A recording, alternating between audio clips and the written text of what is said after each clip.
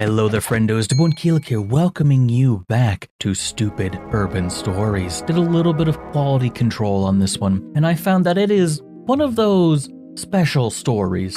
I screamed as he threw my body at the TV, I assume like a frisbee, that you're not gonna want to miss. But anywho's it's what, we're going to start the story of I Found a Strange Sign in Super Mario 64.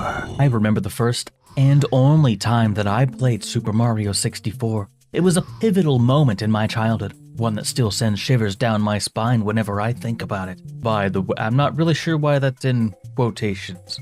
Anyway, the sign standing before me, awkwardly placed in the middle of the flooded room in the basement, read words that seemed out of place. But were not completely out of the question for an older game, especially one that seemed a bit too creepy for an E rating. So were you reading the sign and that was the quote? Also, I know that there's a bit of, twisted sort of childhood horror in Mario 64, like, the Big Boo's haunt. That's kind of spooky, but I mean, it's still probably E for everyone. Like, that's probably fine. Except that piano. That piano's gotta go. You see, I've never played Mario 64 before, being a PlayStation kid. But with my friend's recent passing, many of his more technological things were left to me, his best and only real acquaintance.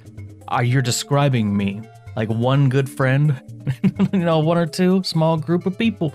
But author continues. He was a loner, few friends. Motherfucker, you are describing me. He had a son that unfortunately passed before we met. Never mind. And his family shunned him for reasons that he never really got into. But author's getting sidetracked. This story is about the sign, and it reads, "It all started when my parents surprised me with a Nintendo Wii for my 10th birthday. I had been begging for one." Wait, I thought this was about Super Mario 64. Author had been begging for what felt like an eternity, and finally, their wish had been granted. But the gift didn't come from the parents themselves, it came from my reclusive uncle, a man I had only met a handful of times and who had always seemed to linger in the shadows, his presence more unsettling than comforting. He's one of those. Look, we all got that creepy uncle, you know what I'm saying, alright? I got that creepy uncle that's coming in, sits at the table and you're like, oh, dad won't let me be alone with him for some reason. I don't know why. Yeah, that's probably it. This story's really going there, isn't it?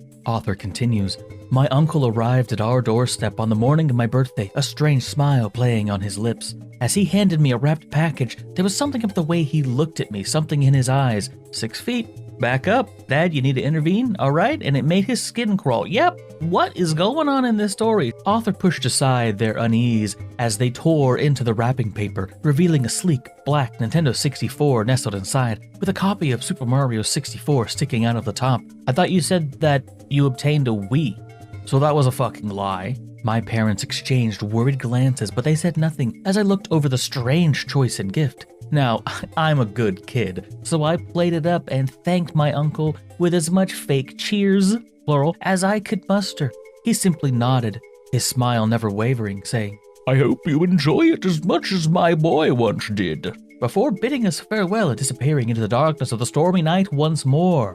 Wait, so you're giving away your kid's stuff? Okay, I guess that kind of makes sense. Maybe that's why they don't allow him around kids. Maybe his boy got, into a weird trampoline accident or something, jumped with his feet, boom, tried jumping with his neck, didn't work, died. Author continues. Wait, so this is all on the sign, right? Anyway, the sign read, "While I was a little confused, I had heard about the N64, but it was pretty old, so I wasn't very interested.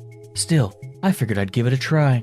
That night, as the rain poured down outside, I hooked up the Nintendo 64, and out of curiosity, I went to look over the N64 game box thing, but it wouldn't come out of the N64. The cartridge?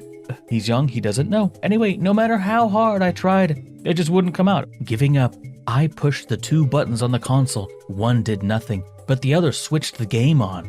It's a back and forth switch. You don't really push the button. That boy hit the reset button. It's like it's not doing anything. What's happening? That's a funny little detail. Okay. But author continues. The game sprang to life on the screen, the cheery music filling the room with a bright and vibrant feelings. Got it. Try proofreading it once would be great. But I must admit, I was starting to get a little giddy over my new game, maybe my uncle wasn't so bad after all. The castle itself was a marvel to behold, with its towering spires and beautiful paintings that I could jump into to get to different levels. But as I guided Mario through the halls, I couldn't shake the feeling that something was terribly wrong. Also, apparently this game's creepy as hell according to the actual guy looking at the sign, so maybe this kid's onto something. The characters seemed to stare at me through the screen, so staring at Arthur, okay. It was creepy like 5 years ago when they started doing that. Now it's just kind of like, blood red eyes, staring at you through the screen. It's pretty much par for the course at this point. But their eyes were boring into my soul. The only thing boring here is this writer's choice of words. You should subscribe. But, anywho's it's what. They were boring into Arthur's skull. Skull too, probably. But boring into Arthur's soul with an intensity that sent chills down my spine. And then there were the stranger paintings. I swear some of them would change at the very last second before entering a level. I could swear I saw movement in the corners of my vision, shadows darting just out of reach. I turned around to see my room empty, of course. But I still decided to turn on a small lamp next to me, as my 10-year-old brain was getting pretty spooked. As I ventured deeper into the castle, the feeling of unease only grew stronger. Eventually, the game looked completely different. Every door I opened seemed to lead to another nightmare, another twisted version of reality that threatened to consume me whole.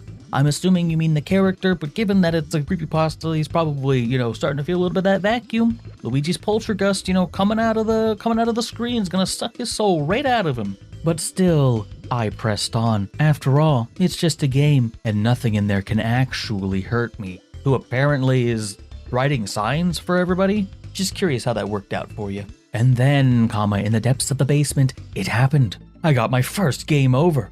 Mario died and a beat up, tired version of Mario's head appeared. I pressed start and the game seemed to glitch and cut to Mario standing in the flooded part of the basement with a strange figure standing ankle deep in water. He looked almost like a child around my age, but it was hard to tell with the N64's limited polygons. The child turned on me, his form contorting into a grotesque parody of itself as he lunged for my character's throat.